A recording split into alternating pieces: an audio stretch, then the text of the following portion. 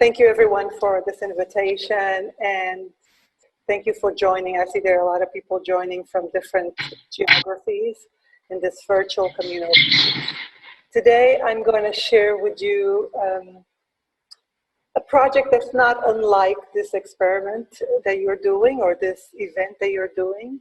In some ways quite similar in fostering a network of solidarity, and of course you're doing much more than that, and dialogue, but in their profoundly different circumstances. So this experiment that I'm going to be talking about is called errant praxis, and of course a lot of the vocabulary that I'll be using in some ways when we talk about solidarity 5 months ago is very much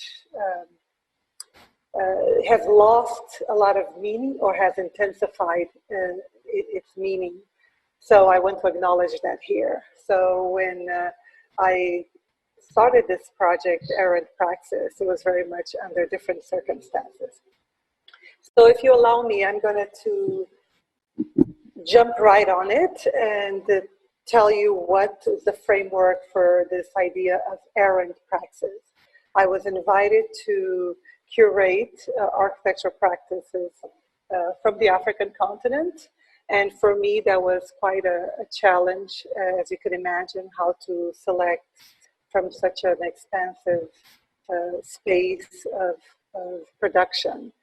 But I chose this word errant and praxis for the possibilities that it allows, and also as a position. So I'm going to read very briefly the initial idea behind errant praxis. And one of the definitions of errant is that which is straying from the accepted course or standards.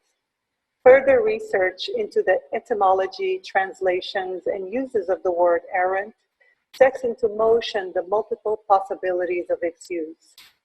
Referring to journeys outside of set and perhaps imposed paths, it connotes wanderings, migrations, nomadic experiences, a spatial temporal idea connecting diverse geographies of memory across different places and times. An embodied experience, one which also brings to the fore the politics of bodies in motion, and therefore the politics of territory. Errant also takes us into the planetary dimension in a sense. Its use widens the spatial outreach of the idea as a journey, an adventure, an opening of possibilities beyond our immediate spatial surroundings and pushing us into the imaginary.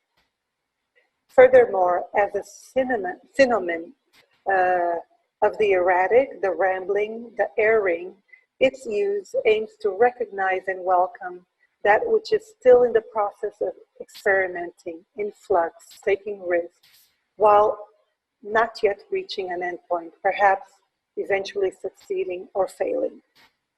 So this notion of errant praxis was also inspired by errant archives and the work of a lot of artists who are acknowledging the unreliability of historical archives and the absences and erasures. To make a long story short, eventually errant praxis became an independent reaction to an aborted exhibition. And as a network of solidarity, a lot of the architecture practices that I had invited to participate in the exhibition joined me in this experimental event that we organized over the course of 2 months. So today, I would like to acknowledge those participants, and I will start with the previous speaker, Tumea Valley, Encounter Space, Kabage Karanja of Cave in Kenya. Let me also go to,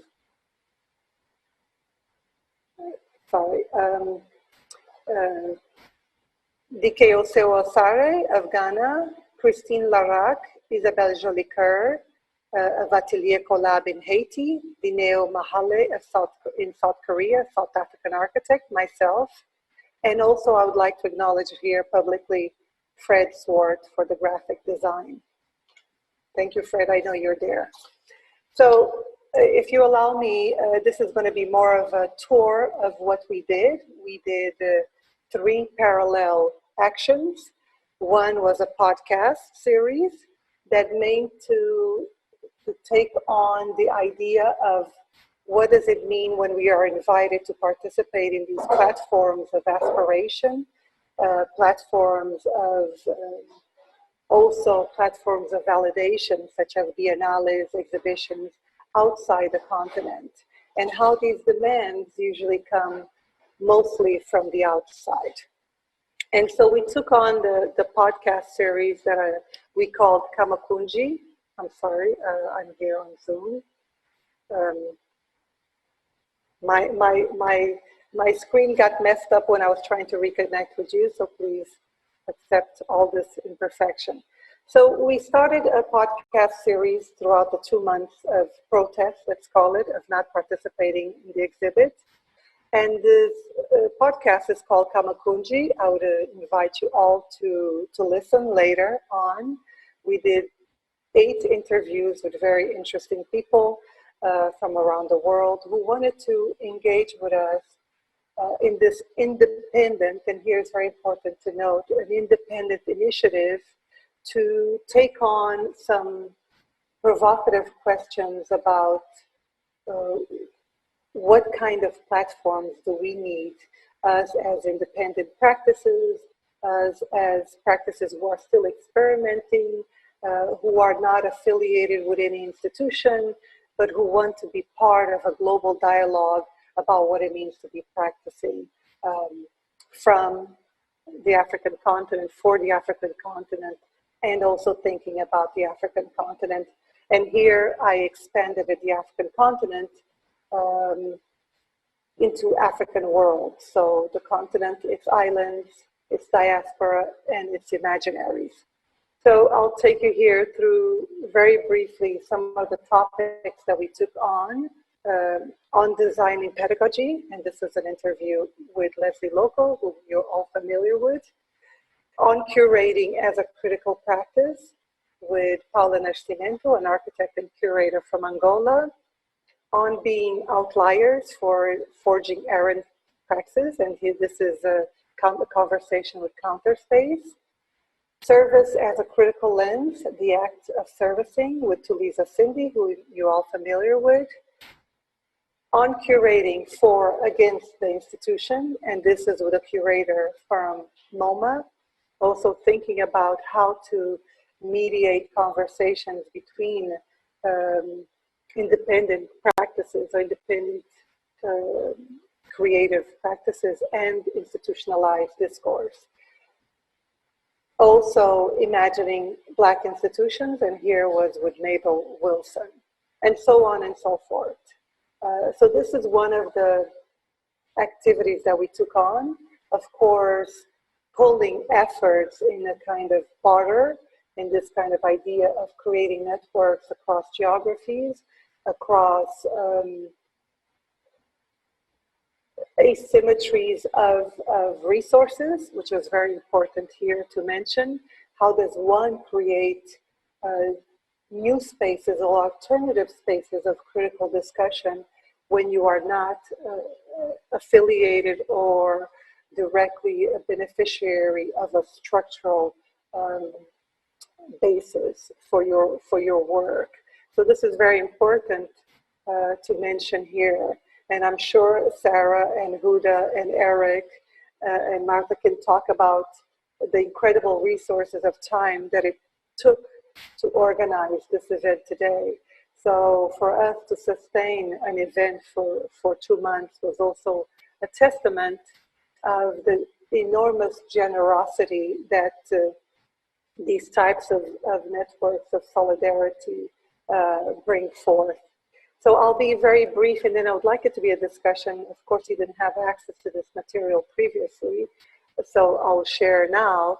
We also had another event, let's call it, or a parallel initiative, which was, of course, social media activation in its more basic terms, with an Instagram page, very amateurish, I must say, from my perspective. I put it together.